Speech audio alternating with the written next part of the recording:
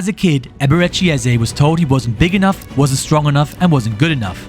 He came so close to walking away, stacking shelves in Tesco instead of chasing dreams. And yet, years later, one volley at Wembley ended 119 years of waiting and earned him a move back to the club that once broke his heart. So how did a boy from South London become the man who carried Crystal Palace into history? This is the story of Eberechi Eze. Eze to Mateta, back to Eberechi Eze! Oh, what a goal! Glorious football from Crystal Palace! Growing up in South London, Greenwich, football was everywhere. His playground was the Yellow Cage, a small concrete court with fading paint and fences that rattled like drums. The rules were simple: winner stays on. If you wanted to play, you needed flair. A nutmeg wasn't just a trick, it was survival. This was where his game was shaped. Quick feet, low centre of gravity, and skill under pressure. To see tight spaces not as problems, but as opportunities. And soon, those skills earned him a chance at the club every South London kid dreamed of: Arsenal. At just 8 years old, Arsenal brought him into their academy. For a boy growing up in South London, that felt like destiny. For 5 years he wore the badge, trained in the system, and thought of himself as Eze, the Arsenal player. He'd copy the pros he saw on TV, Thierry Henry gliding past defenders, Ronaldinho smiling as he toyed with them, and then practiced the moves in his hallway, picturing the roar after his first goal. But at 13, the dream ended. Arsenal let him go and told him he lacked the physicality and the defensive work rate to make it at that level. He cried for a week. For a kid, being released isn't just about missing out on football, it feels like losing who you are. That scar never really leaves, but it also shaped what came next. It taught him something important: the shirt can be taken away, but the love for the game is yours to keep. After Arsenal came Fulham. 2.5 years later, gone again. Reading trial, passed over. Millwall scholarship, rejected at the end. 4 academies, 4 no's. Always the same verdict: too small, too lightweight, and not ready. By the age of 17, rejection had become routine. To make ends meet, he picked up shifts at Tesco, stacking shelves and quietly asking himself whether football was slipping away. And yet something in him wouldn't let go. His parents never stopped backing him, encouraging him to keep showing up even when hope was thin. His school friend Bright Osaji Samuel pushed him on in kickabouts, the two of them dreaming together of something bigger. Faith, family, and sheer stubbornness kept the flame alive. Eze would later describe his career as being a pawn in chess. You keep moving forward. If you don't stop, one day you'll be crowned. The question was, who would finally believe? Queen's Park Rangers gave Eze the break he needed. Unlike the clubs before him, QPR didn't just focus on weakness, they looked at potential. The coaches there, like Chris Ramsey, helped him turn raw street flair into something with structure and end product. In 2017, he signed his first professional contract. For Eze, it wasn't triumph, it was relief. After years of rejection, someone finally believed. By 2019 and 20, he was the heartbeat of QPR's attack. 14 goals, 8 assists, and Championship Player of the Year. Loftus Road adored him, opposition fans noticed and scouts circled. His style was still cage football, but now he controlled championship matches. That season, he created 93 chances, the most of any player in the league. On loan at Wycombe Wanderers a few seasons back, he faced the other side of the game. Cold Tuesday nights, heavy pitches, and defenders who weren't there to be embarrassed. That spell taught him efficiency. Not every dribble mattered. End product was the currency. Backed by his manager and hardened by opponents, he learned to hold his ground and pick his moments. When he returned to QPR, he wasn't just a flair player, he was sharper and more responsible. Still a showman, but now a leader. And leaders get noticed. It wasn't long before the Premier League came calling after that season at QPR.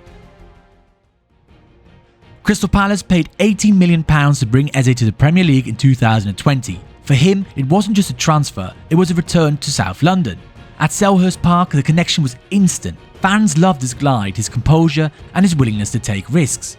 Wearing number 10, he drifted between the lines, carried the ball with ease, and brought street football into the Premier League.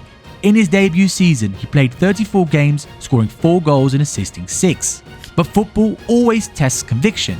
In May 2021, his Achilles snapped. Minutes later, his phone buzzed. He'd been named in the England's senior squad. The highest high and the lowest low in the same hour.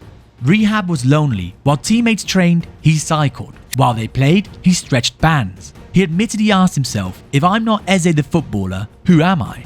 Faith anchored him. Prayer, patience, gratitude for small wins, standing again, jogging again, striking the ball again. He stepped away from social media and focused on routine. And when he came back, he wasn't just the same player, he was sharper. The same glide, the same smile, but with a clearer sense of timing and a better eye for when to release the ball. And just in time, because England and his community were about to make him their own. Eze made his England debut in 2023 and was part of the squad that reached the Euro 2024 final. But his proudest moment wasn't abroad, it was back home in Bermondsey. During the tournament, a mural of him appeared on a wall. When Eze saw it, he cried. From the yellow cage to being painted as a local hero, he had become South London's pride. Kids touched the bricks as if his story might rub off on them. Parents pointed and said he's from here. Whether in an England shirt or a Palace one, he always carried his postcode with him. But Eze also found another place to carry his battles, on a very different kind of board. Off the pitch, Eze discovered chess. Michael Olise, his former Crystal Palace teammate, introduced him to the game, and soon he was hooked. He studied openings, watched tutorials and played late at night. What he loved most was the rhythm, the calm before the strike, the way patience could open doors later. By May 2025, it was more than just a hobby. He entered PogChamp 6, an online celebrity tournament, and shocked everyone by winning it, beating YouTuber Snapnap in the final. It earned him $20,000 and bragging rights as the first Premier League footballer to win the event. For Eze, it wasn't just about the $20,000 prize, it was about proving that patience and calculation lead to victory. Just like in football, pawns can become queens, and soon he'd bring that lesson to the biggest stage of his career, Wembley. That same year, Palace began their FA Cup run. For a club with no major trophy, belief felt fragile, but it grew with every round, and soon Wembley called. 17th of May 2025, Manchester City stood in the way. 15 minutes in, the moment arrived. Eze, perfectly placed, struck first-time volley. The net rippled. Palace led. The rest was resilience. And when the whistle blew, they had won their first major trophy in 119 years. South London had his hero, and Eze had his crowning moment. 3 months later, Palace were back at Wembley for the Community Shield against Liverpool. This time it went to penalties, and Palace held their nerve. 2 trophies in 3 months under Oliver Glasner. No longer just underdogs, they had proved they could finish the job. And that success put his future on the line as old suitors came knocking. Chelsea and Manchester United showed interest, and Tottenham came close. But then there was Arsenal, the club that released him at 13. Now they wanted him back for £68 million. Proof that the boy they doubted had become the man they needed. At £68 million, he became Arsenal's 5th most expensive signing of all time.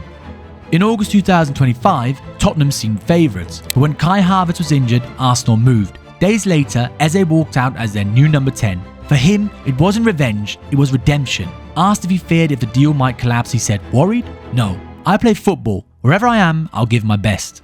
And at the Emirates, the crowd rose to applaud. His family smiled, and the boy who left in tears had come home a star. Arsenal gained something rare, a player who brings control in chaos and who makes hard things look easy. But Eze's story was never just about football, it was about something bigger. Beyond football, Eze and his family run the Eze Foundation, launched in 2024. It offers work experience and internships to school children in London who might otherwise lack opportunity, and hosts the annual Eze Invitational, a free South London football tournament giving kids a chance to play without cost. And in a different corner of the family, his cousin Ego Nwodim makes audiences laugh on Saturday Night Live, a reminder that talent and discipline can travel far in any field. Eze's story isn't just about medals, it's about resilience, faith, and moving forward when the world says no. Now, the question is simple. The pawn has become a queen, but what does checkmate look like for Eberechi Eze?